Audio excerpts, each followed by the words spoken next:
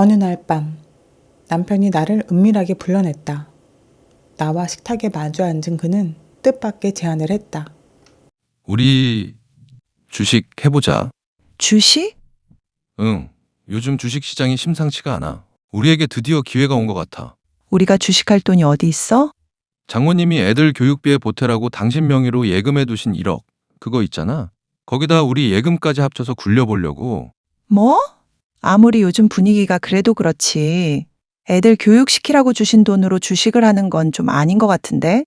요즘 같이 현금 빼고 다 오르는 세상에 1억이나 되는 돈을 통장에 묻어두고 있는 건 어리석은 짓이야. 투자는 필수인 시대라고. 그러니까 나는 그 투자를 우리 애들한테 하겠다고. 지금이야 어려서 학원비가 별로 안 들지만 나중엔 인당 100이 훌쩍 넘어갈 텐데 어떻게 감당하려고. 나중을 위해서라면 더더욱 투자를 해야지. 우리가 요즘 왜 이렇게 힘든지 알아? 저축만 해서야. 하루라도 빨리 부동산이든 주식이든 투자를 시도해야지. 나중엔 지금보다 더 심각한 상황이 올걸?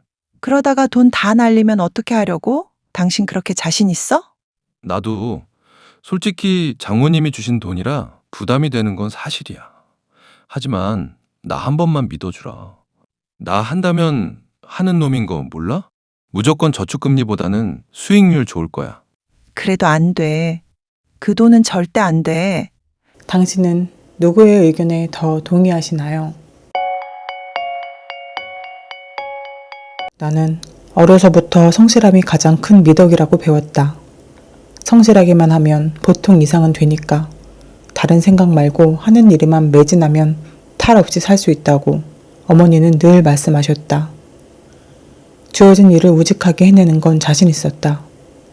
비교적 좋은 머리와 성실한 성격을 바탕으로 학창시절부터 줄곧 좋은 성적을 받아왔다. 대기업에 입사한 이래로 한 번도 누락 없이 승진에 성공했다. 단언컨대 35년을 넘게 살아오며 평균 이하로 뒤처진다는 기분을 느껴본 적은 단 한 번도 없었다. 그런데 요즘엔 그렇지가 않다. 주변을 둘러보면 나 빼고 다 잘 나가는 것 같다. 나의 든든한 미천이 되어줄 거라 믿어왔던 한 우물만 파는 단순함, 그 우직함이 어느 순간부터 나의 발목을 잡고 있었다. 며칠 전 너 차 바꿨더라? 내 드림카를 드디어 뽑았지. 요즘 주식이 좋아서 너도 같이 헐헐 나는구나. 너만 하겠냐? 넌 이번에 상급지로 갈아탔다며. 나도 코인을 했어야 했는데. 더 있다간 영영 못 움직일 것 같아서 큰맘 먹고 이사했지. 요즘 부동산 미쳤더라. 자고 일어나면 호가가 바뀌어 있어. 그건 주식시장도 마찬가지 아니냐? 고등학교 동창 녀석들의 대화에 나는 끼지 못했다. 차를 바꿨다. 집을 샀다. 애들 방학 때 해외 영어 캠프에 보낸다. 근황을 가장한 온갖 자랑들이 난무하는 자리에서 나는 조용히 소주잔만 기울였다. 기가 찬 건 학교 다닐 땐 내가 제일 우등생이었다는 사실이다.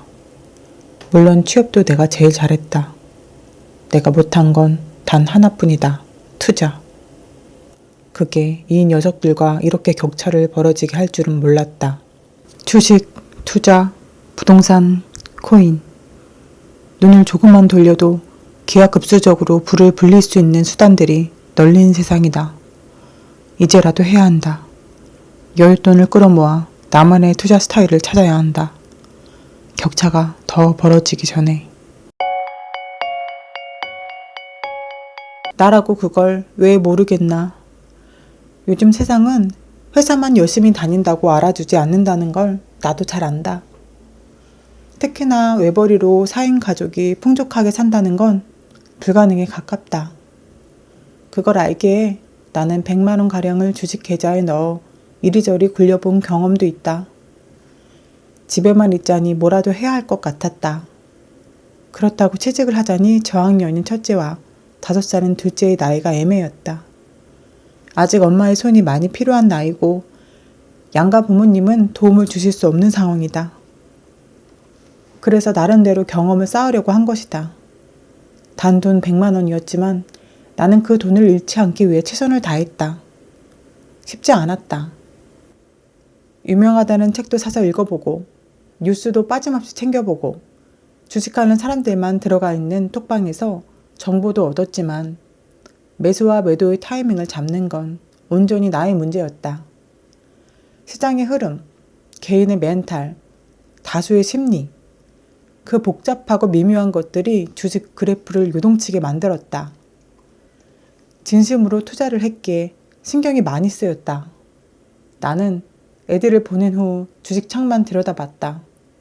청소를 하면서도, 빨래를 개면서도, 설거지를 하면서도 내 눈은 폰 화면에 있었다. 단돈 100만 원이었다. 나는 그 돈을 잃지 않기 위해 최선을 다했다.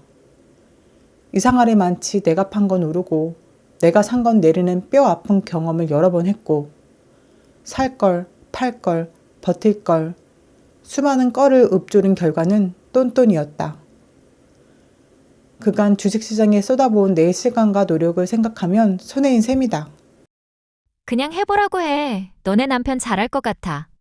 무슨 이유로? 감이지 감. 너네 남편 멘탈도 강하고 수에 민감하고 무엇보다 하나 하면 끝장을 보잖아. 그 끝장을 보려는 성격이 문제야. 주식은 고집 센 놈이 끝장을 보려고 하면 망한다고. 그런가? 친구와의 통화도 우리 부부의 고민을 해결해주지 못했다. 무작정 해보라고 등을 떠미는 걸 누가 못하나. 그건 순전히 남의 일이니까 쉽게 말할 수 있는 거다. 별 생각 없이 SNS 어플을 누를 때마다 나는 늘 비슷한 감정을 느낀다. 어쩜 그렇게 다들 잘 나가는지. 때가 되면 해외여행을 가고 차를 바꾸고 소위 말하는 상급지로 이사를 하는 팔로워들. 그들은 어떻게 자산을 불렸을까? 확실한 건 월급만으로 그렇게 된 건 아니라는 것이다. 부동산이든 코인이든 주식이든 그게 아니면 사업을 벌였든. 맞벌이? 나까지 나가서 벌면 인생이 달라질 수 있을까? 4인 가족이 살기엔 버거운 20평짜리 집을 30평대로 바꿀 수가 있나? 애들 배우고 싶은 거 배우게 하고 다니고 싶은 곳에 여행도 다니면서 살 수 있나? 내가 집을 비우면 애들은? 기관지가 약한 탓에 뻑하면 열나서 등원도 못하게 되는 둘째는? 1시만 넘으면 집에 들어와서 엄마부터 찾는 첫째는? 남편의 말이 완전히 틀린 건 아니었다. 아니, 오히려 남편의 말이 현실이었다. 요즘 세상은 성실함만으로는 평균을 유지하기도 버거운 세상이다.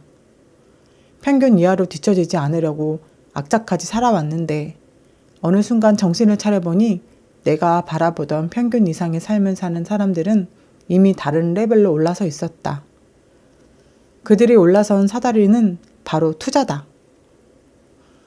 나 역시 소액으로 주식을 해보며 투자가 얼마나 어려운 일인지 뼈저리게 느꼈다. 단돈 100만 원을 지키기 위해 쏟아부은 시간과 정신적 소모를 생각하면 득보다 실이 큰 건 아닐까 싶기도 했다. 하지만 그 두려움과는 별개로 명확한 사실 하나가 내 머릿속을 떠나지 않았다. 이제 투자는 이 시대의 생존 기술일지도 모른다. 여보, 나 아무리 생각해도 우리가 가지고 있는 돈들을 그냥 묻어두면 안 될 것 같아. 남편이 며칠 밤낮을 고민한 끝에 침묵을 깨고 입을 열었다. 그의 목소리에는 단호함과 동시에 무거운 책임감이 묻어났다. 나도 알아. 당신이 무엇을 두려워하는지. 근데 내 얘기를 들어봐. 내가 감정적으로 덤비려는 것처럼 보일 수도 있지. 하지만 이건 감정의 문제가 아니야. 남편은 식탁 위에 재무제표처럼 정리한 메모지를 펼쳐놓았다. 그 안엔 현재 자산 및 소득으로는 아이들에게 방 하나씩 내주기도 어렵다는 점, 아이들 고학년 시점엔 학원비 인당 100만 원은 확실히 들어간다는 점, 이 또한 현재의 저축 속도로는 감당하기 어렵다는 점, 매년 물가 및 자산 가치 상승률이 월급 인상률보다 앞서간다는 점 등이 낱낱이 적혀 있었다. 봐. 우리가 지금처럼만 살면 어떻게 되는지. 5년 뒤, 10년 뒤에도 여전히 좁은 집에서 전전하고 애들은 다들 다니는 학원도 제대로 못 다니는 신세가 될 수도 있어. 나중에는 이 1억이라는 돈으로 뭘 해보려 해도 이미 기회가 사라져버릴 거야. 그의 말은 논리적이었다. 무엇보다 우리 부부의 현실적인 미래를 정확하게 짚고 있었다. 하지만 그럼에도 불구하고 내 마음속 깊은 곳에는 불안함이 따르르 틀고 있었다. 이 돈은 단순한 동잣돈이 아니었다. 친정엄마의 땀과 정성이 담긴, 그리고 아이들의 미래의 교육이라는 신성한 목적이 부여된 돈이었다. 요긴하게 쓰라는 엄마의 당부. 과연 주식 투자가 엄마가 생각한 요긴한 사용처일까? 나는 자리에서 일어나 창밖을 내다보았다. 우리는 지금 미래를 위해 가장 확실하면서도 가장 현명한 선택을 해야 한다. 1억 원. 아이들의 미래 교육비로 쓰라고 주신 귀한 종잣돈. 과연 이 돈은 위험을 감수하더라도 더 큰 수익을 기대하며 투자라는 경량 속으로 뛰어들어야 할까? 아니면 안전하게 지켜서 반드시 필요한 순간에 사용할 수 있도록 저축이라는 댐 안에 단단히 가두어야 할까?